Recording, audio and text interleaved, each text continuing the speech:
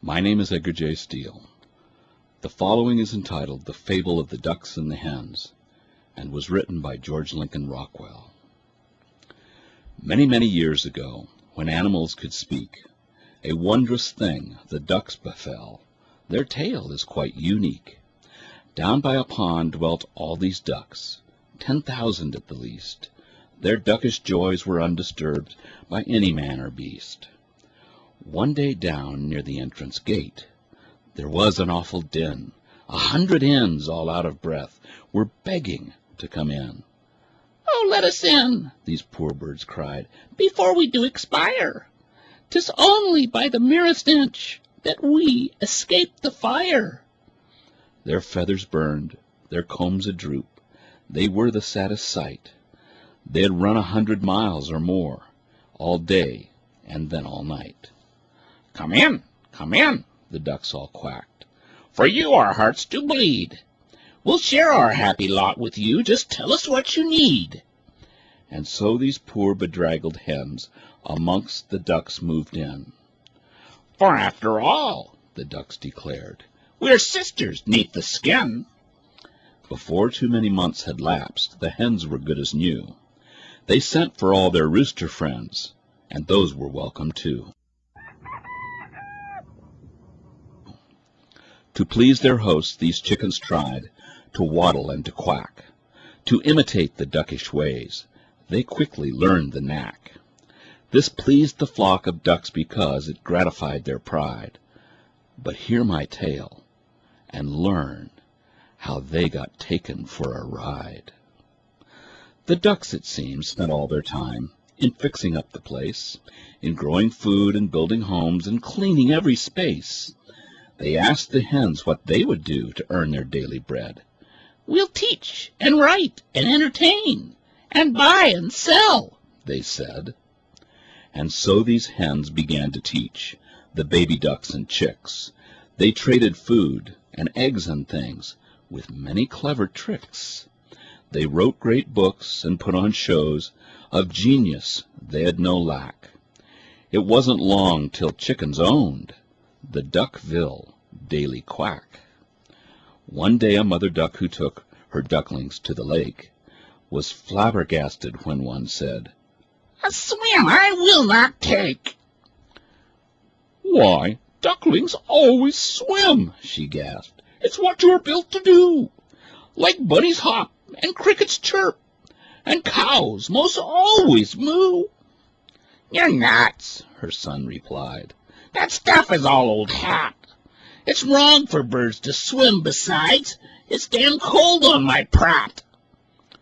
"Oh, fie!" the mother duck exclaimed. "You're talking like a fool." Up quacked the other ducklings then. "He's right. We learned in school." "Such talk must stop," the mother cried. "Those hens can't tell such lies. For sheer ingratitude and nerve, I'm sure this takes the prize." But she was wrong, for even then the hens did thump the tub, demanding that they be let into the Duckville Swimming Club. "But you don't swim," the ducks exclaimed. "To join, why should you care?" "That's not the point," the hens replied. "To exclude us isn't fair." The younger ducks, who'd been to school, agreed right there and then. "To keep them out is bigotry. 'Twould just be anti-hen." Outnumbered by the younger ducks, the old ducks soon did lose. The hens could join the swimming club if they would pay the dues. That night the Duckville Daily Quack contained this banner spread: "Reactionary ducks are licked. Duckville moves ahead." Down at the Duckville Gaiety, the young set laughed with glee at cracks about old fuddy ducks in burlesque repartee. Next day the hens were at the club. A petition they'd sent round. They objected to the swimming fund with fury and with sound. "You use our dues to fix the pond, to keep it neat and trim, and this is wrong," they said, "because you know we do not swim." "God help us," exclaimed a wise old duck. "Those chickens have gone mad. We'll take this thing to court, by George, and justice will be had." But when they went before the judge, imagine their dismay. A chicken judge decreed that they a heavy fine must pay. "Minorities must have their rights," the judge declared right then. "To use hens' dues to fix the pond is very anti-hen." Once more the Duckville Daily Quack emblazoned across the page, "Old fuddy ducks refuse to see the great new coming age."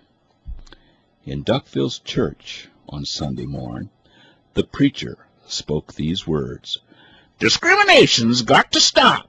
Remember, we're all birds." The wisest duck in all the town sat down in black despair. "I'll write a book," he thought, "and then this madness I will bear. Let swimmers swim, let hoppers hop, let each go his own way. Let none coerce a fellow bird," was what he had to say. "'Twas wrong to force the hens to swim, so here's the problem's crux. It's just as bad for hens to try to chickenize our ducks." "I can't print that," the printer said. "'Twill put me in a mess. My shop is mortgaged to the hens. The chickens own my press." This worried duck then tried to warn his friends by speech and pen, but young ducks fresh from school just jeered, "He's a vicious anti-hen." Now up the stream a little way was Gooseville on the lake. The hens had come to Gooseville too, but the geese were more awake.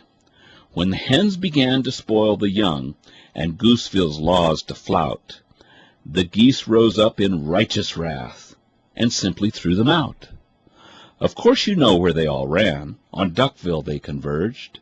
"We've got to take these refugees," was what the ducks all urged.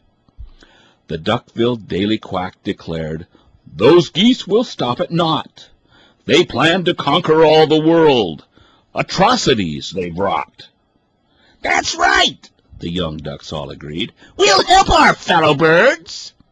Those geese have plans to conquer us. We've read the quack's own words." They let the hens from Gooseville in, the whole bedraggled pack, and every hen took up a job on Duckville's Daily Quack. When Duckville's mayor's term was up, the quack put up its duck.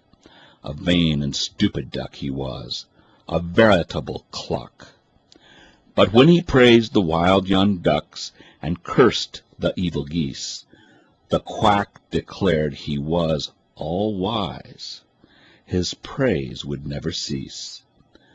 The hens chipped in to help this cluck give grain away for free.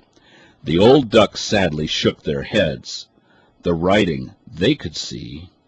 And sure enough, this stupid duck, he was elected mayor.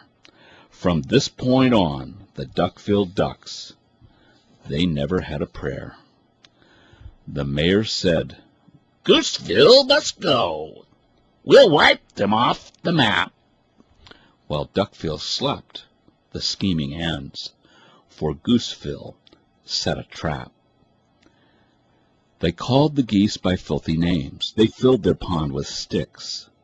They helped the weasels catch the geese, and other hennish tricks. The geese got mad and threw some rocks. "It's war," the quack announced. "We ducks must fight those evil geese till they've been soundly trounced." The ducks, who knew not of the tricks indulged in by the mayor, were filled with patriotic zeal, and pitched right in for fair. Now when the ducks had whipped the geese, the mayor called, "Retreat! Our Henville friends should really take Gooseville's big main street. The hens are back in Gooseville now. They starved and beat the geese. They prayed for peace, but organized the Henville Armed Police. They drained the Gooseville swimming pond and de-goosified the schools. They wrung the neck of Gooseville's mayor on lately made-up rules. They formed a council of the hens, United Birds the name. The other birds who joined the thing did not perceive their game. No sooner had they set this up than they announced their plan to seize up Swanville as a home for all their henish clan. They took a vote amongst the hens, and everyone approved. Swanville was for hens, they said, way back before we moved. And so they kicked the swans all out, with Duckville's help and power. And Duckville could not understand why swans on them turned sour.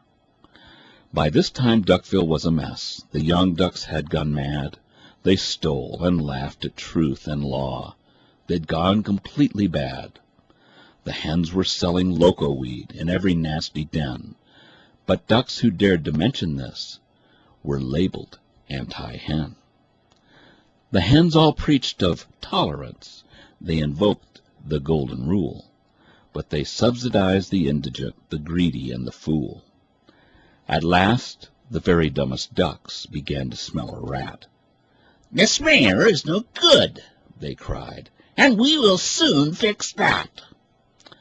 But the hens had planned for even this. A candidate they had, whom even wise old ducks believed just never could be bad. This hen-tooled duck had whipped the geese. A soldier duck was he. And although the hens had set him up, the ducks all thought him free.